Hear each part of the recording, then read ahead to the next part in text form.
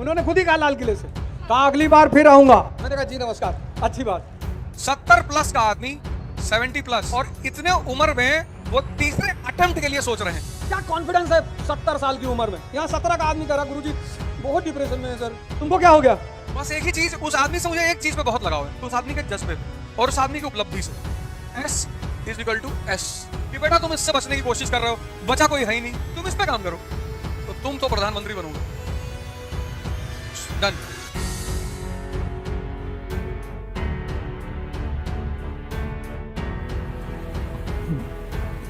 जय Hind friends. Sir नमस्ते sir. Sir मेरा नाम मोहम्मद राफे है। मैं सर ये पूछना चाहता हूँ कि मतलब मैं फादर के साथ आया हूँ अभी, और मतलब मैं सीजन की प्रिपरेशन कर रहा हूँ, और अभी कुछ दिन पहले मैं एक अपने गया था रिश्तेदार के यहाँ, तो वो ऐसे पूछने लगे मुझसे किस चीज़ की प्रिपरेशन कर रहा हूँ। तो मैं आपको बहुत पहले से देख रहा हूँ, आप बोलते थे कि कभी किसी से बताओ नहीं कि मैं क्या कर रहा हूँ, तो मैंने ऐसे ही बोल दिया उनसे कि मैं MTS की कर रहा हूँ। तो उन्होंने मेरे फादर से बोल दिया तुम चपरासी की नौकरी की तैयारी कर रहे हो। तो सर तब से मेरे फादर बहुत मतलब टेंशन में रहते हैं, और मैं भी सर मैं पढ़ता अच्छा खासा, बट ये बातें दिमाग में काफ़ी चलती रहती हैं।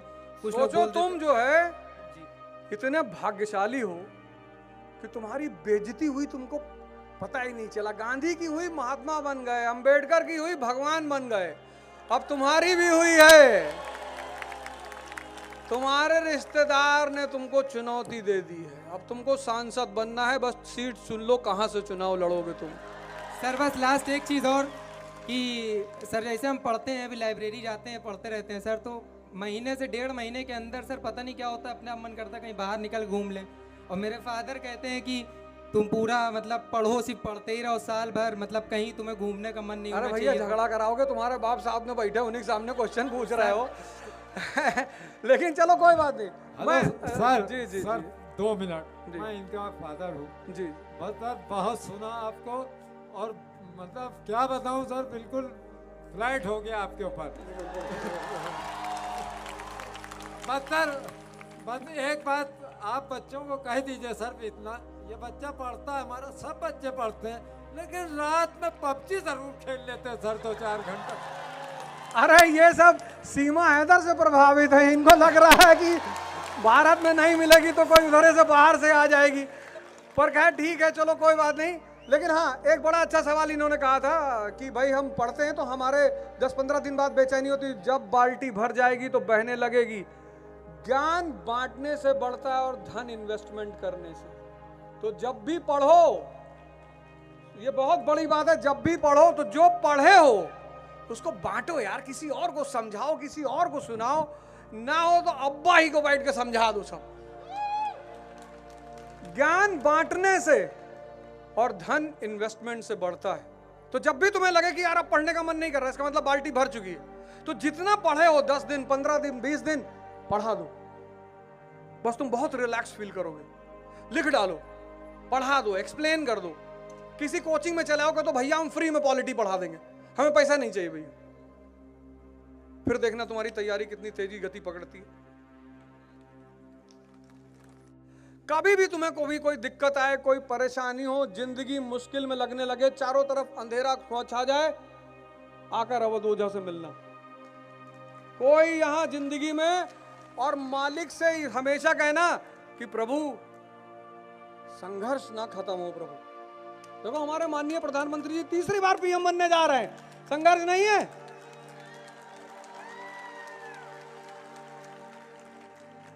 कितना मैं थोड़ी कह रहा हूं, उन्होंने खुद ही कहा लाल किले से, कहा अगली बार फिर आऊंगा। मैंने कहा जी नमस्कार, अच्छी बात।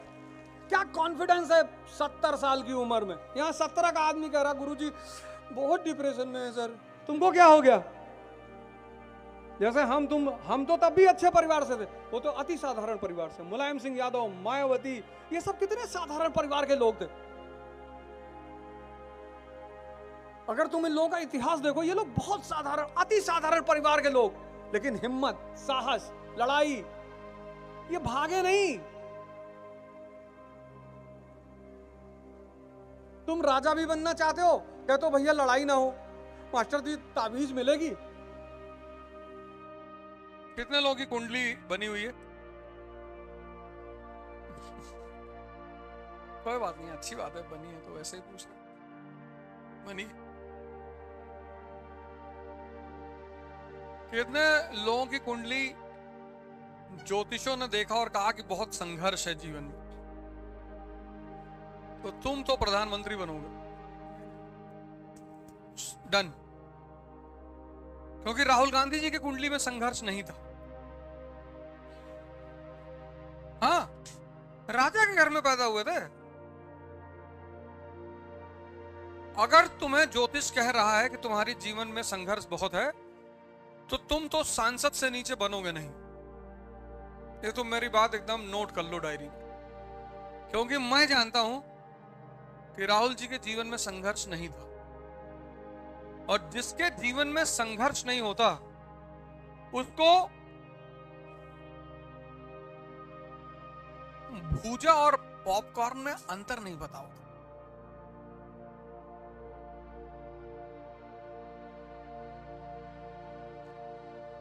भूजा नहीं सुना? गांव वाले जो गांव की पृष्ठभूमि के लोग हैं वो सुने होंगे, सुना है ना? भुजवा के यहां से जो भूजा बुझाते हैं मक्का, तो जिसने भूजा नहीं देखा सिर्फ पॉपकॉर्न देखा है, उसकी जिंदगी खत्म है।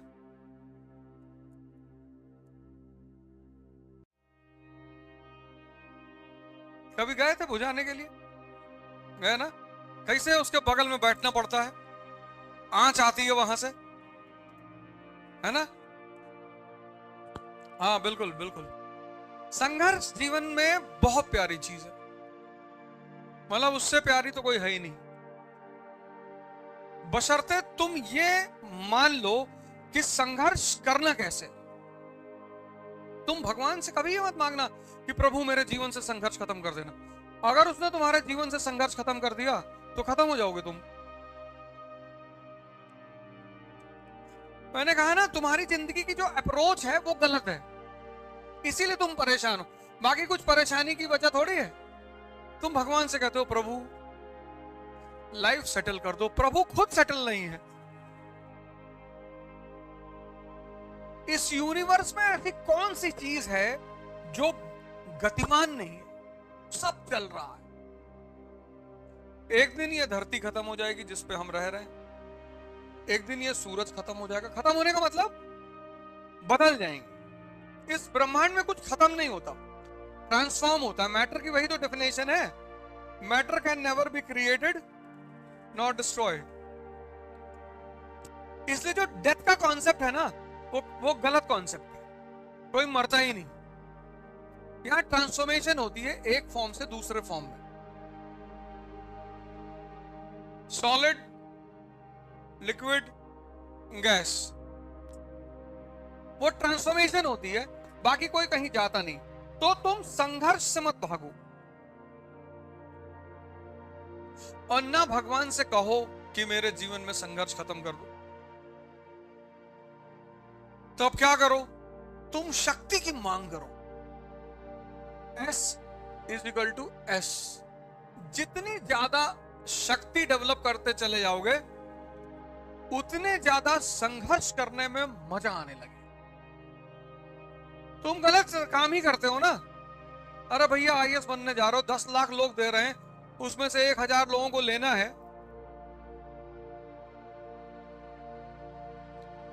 ऐसे सबको ले लेंगे वो? तुम शक्ति की ये वर्षों से वन में घूम घूम बाधा विघ्नों को चूम चूम, धूप घाम पानी पत्थर,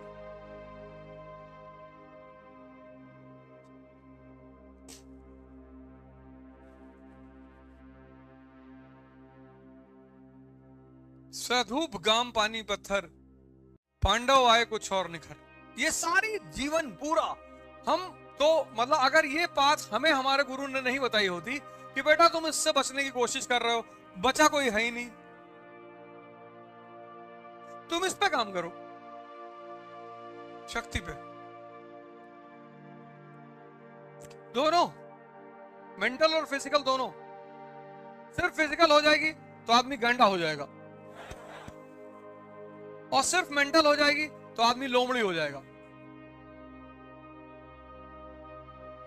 लेकिन जहां मन और शरीर की शक्ति बैलेंस हो जाएगी वही शेर है। ऐसे थोड़ी किसी पे कूद पड़ता है, प्लान करता है। तुम डिस्कवरी पे कभी टाइप करना कि the hunt done by a lion, वो प्लान करते हैं, झुंड में से किसी एक को टारगेट बनाते हैं, फिर उसके अंदर दहशत पैदा करते हैं, उस दहशत से वो गिर जाता है, फिर कूद कर उसकी गर्दन पकड़ लेते हैं, प्यार से मारते हैं उसको, फिर पूरी फैमिली बैठकर खाता है। लोमड़ी बचा हुआ खाती है क्योंकि दिमाग बहुत है, शरीर में ताकत नहीं है। जिसके पास दिमाग ज्यादा होता है, अति अति, उसके शरीर कमजोर होता है। जिसका दिमाग है ही नहीं उसका शरीर बहुत ताकतवर होता है। इसलिए गैंडा जंगल का राजा नहीं है, शरीर में ताकत बहुत है। और लोमड़ी के पास दिमाग बहुत है, लेकिन लोमड़ी भी जंगल का राजा नहीं। जिसके पास ताकत शरीर और मन दोनों की है,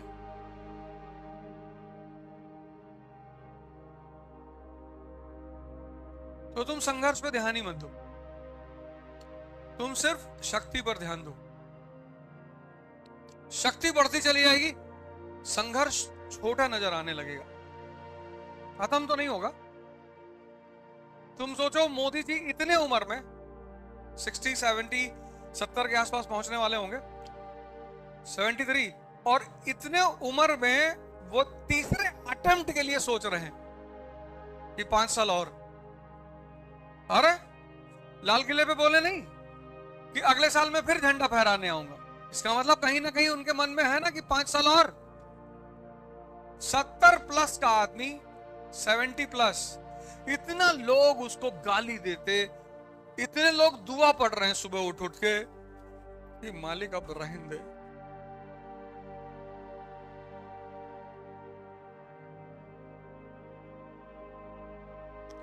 लेकिन क्या जज्बा है उस आदमी का। बस एक ही चीज, उस आदमी से मुझे एक चीज पे बहुत लगाव है, उस आदमी के जज्बे पे और उस आदमी की उपलब्धि से। इतने निचले स्तर के घर से आकर और भारत पर कब्जा कर लेना, अपनी मनमानी करना, 370 हटा दिया, सबकी बस की बात ही नहीं थी, संभव ही नहीं था। राम टेम्पल बना दिया। लोग कहते थे अरे किसका मजाल है, बोले मजाल बताएं, नहीं नहीं है। ये जो अपनी मनमानी करना है, ये बहुत बड़ी अदा है कि अपने हिसाब से जिसको चिल्लाना है चिल्लाओ। बोले ये चिल्ला रहे हैं, बोले ईडी भेजो उनके पास, सोने का दरवाजा लगा इनके घर में। बोले भैया येलो पेंट है, नहीं नहीं नहीं नहीं, बोले दरवाजा है वो सोने का दरवाजा है, इनएप्रोप्रिएट एसेट, केस लगाओ। कहाँ है चंद्रबाबू नायडू? बोले साहब जी जी इसमें साहब।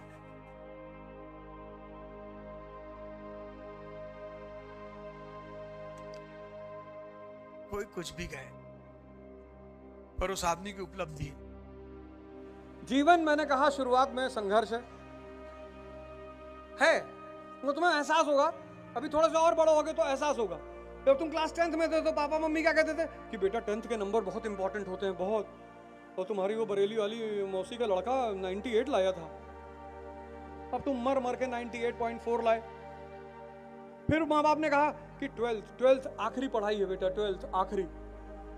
फिर तुम जूझे 12th में पढ़े, फिर 12th के बाद तुम आ गए कंपटीशन में, फिर IIT क्वालिफाई कर लिए, तुमको लगा कि यार हम तो इंद्र के सिंहासन में बैठ गए। लेकिन IIT सबसे ज्यादा दहेज इस देश में सिर्फ IAS के लोगों को मिलता है। अब तुम्हारे घर वालों ने चुनौती दे दी कि देखो तुम IIT क्वालिफाई कर चुके हो यार, पर IAS भी दे दो। अब IAS बन गए, IAS बन गए, फिर तुम्हारे बॉस, फिर पोस्टिंग। कभी पूछो ना, ये जितने भी ऑफिसर हैं IAS PCS, इन लोगों से पूछो, ये बेचारे कहते नहीं किसी से कुछ। सबसे ज्यादा चुनौती ये लोग झेलते हैं। एक शहर का IPS सो नहीं सकता,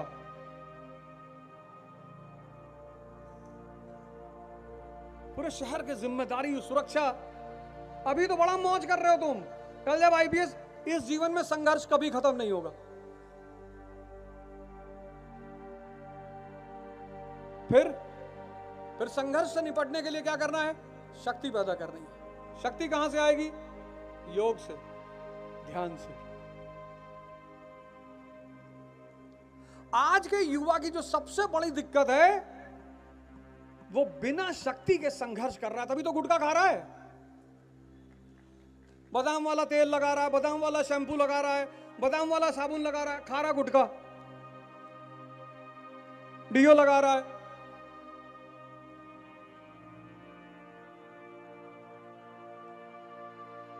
Complan, I am a Complan boy. वो कॉम्प्लान बॉय वॉशरूम में जाया, छिपकली देखा, बेहोश हो गया। वो हमारे मामा का लड़का है, वो सांप पकड़ के नचाता रहता है, गांव में रहता है, ऐसे कोबरा ओबरा पकड़ लेगा उठा के। वो कोई कॉम्प्लेन नहीं पीता। वो सुबह उठता है, 8-10 बासी रोटी खा लेगा, इतना चावल वावल सान के खा लेगा, शरीर में ताकत है, कहीं बैल से लड़ जाएगा, कहीं पेड़ पकड़ के हिलाएगा। शक्ति से उत्साह पैदा होता है, गुटखा खाने से उत्साह पैदा नहीं होता, शक्ति से।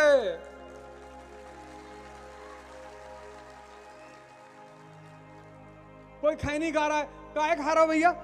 सर ये बीवीसी है। बीवीसी बुद्धिवर्धक चूर्ण सर।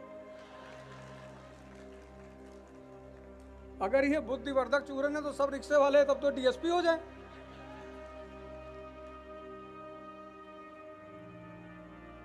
उल्टा सीधा कॉन्सेप्ट बना लियो जीवन में।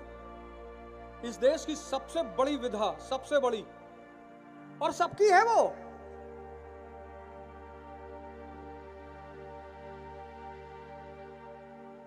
इस देश में जो कुछ है वो सबका है।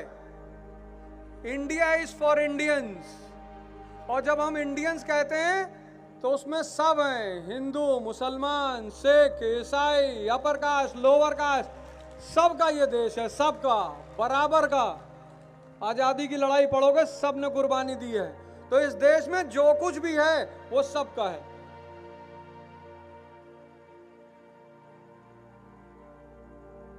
यार ध्यान करो, अपने मन को देखो। ये सारा खुराफात, तुम आज एक काम करना, कबीर का जो मन पे टिप्पणी है, उनके 10-12 दोहे मन पे हैं, पढ़ना। इतना परेशान, अगर तुम ध्यान नहीं करोगे ना तो ये तुमको इतना परेशान करेगा, इतना। जिसने जीवन में ये देख लिया कि दुश्मन अंदर है, उसके बाहर के सारे दुख खत्म हो गए।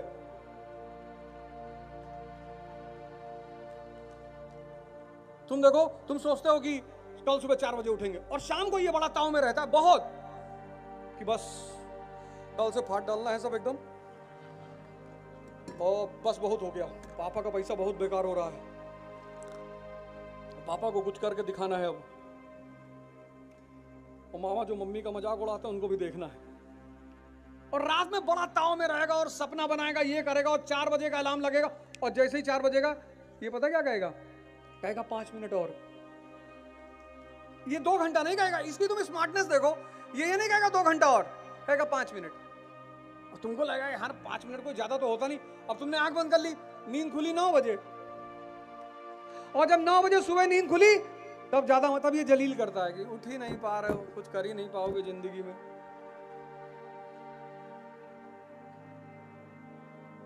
इस देश में कोई किसी से परेशान नहीं है, सब खुद से परेशान है, सब।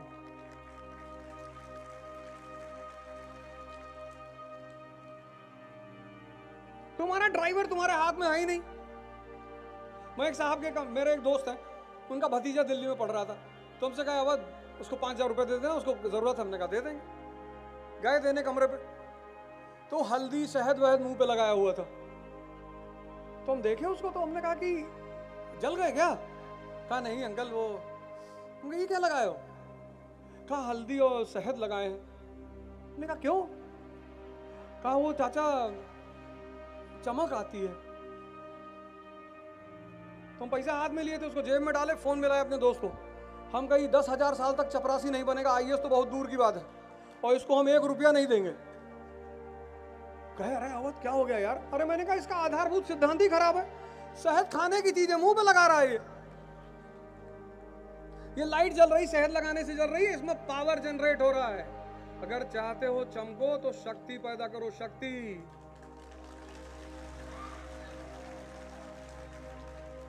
सुबह उठ नहीं पा रहे हो, दूसरों को देश दे रहे हो, माँ बाप से कह रहे हो तुमने हमारे लिए क्या किया, तुमको पाल पोस कर इतना बड़ा कर दिया, अगर 5 साल की उम्र में सड़क पे छोड़ देते तो भीख मांगते और दूसरों की गाड़ी साफ करते।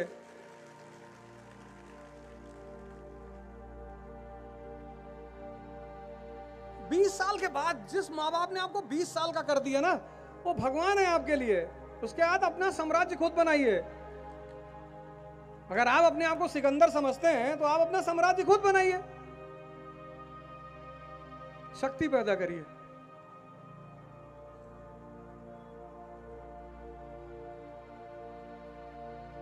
और जब तक आंतरिक शक्ति नहीं आएगी, तुम जंगल में देखो गैंडे का कॉन्फिडेंस आंतरिक शक्ति है, कहीं भी खड़ा रहता है। हाथी को देखो, आंतरिक शक्ति है।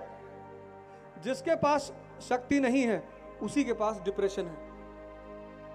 सिर्फ एक चीज पर ध्यान रखो जिंदगी में, 24 घंटे शक्ति पर, उससे ध्यान हटना ही नहीं चाहिए। और 6 महीने करके देख लो, उसके बाद तुम एकदम एक अलग इंसान बन जाओगे। क्योंकि जैसे जैसे अंदर की ताकत बढ़ती जाएगी, ऐसे ऐसे उत्साह बढ़ता चला जाए। एक पैर मार दोगे जमीन पे, पानी निकल आएगा।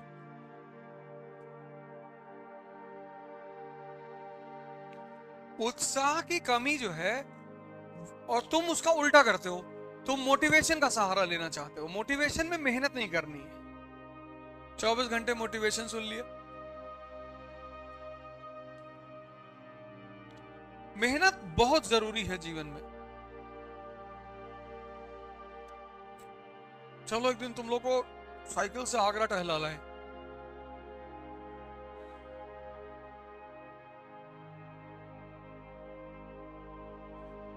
नहीं नहीं, सुबह मत चलो। आगरा यहां से 300-350 किलोमीटर होगा। 300 किलोमीटर मतलब 2 दिन। 150 किलोमीटर पर डे चला जाएगा तो 2 दिन में पहुंच जाएगा। पैदल जाएंगे तो अगले प्री तक पहुंचेंगे।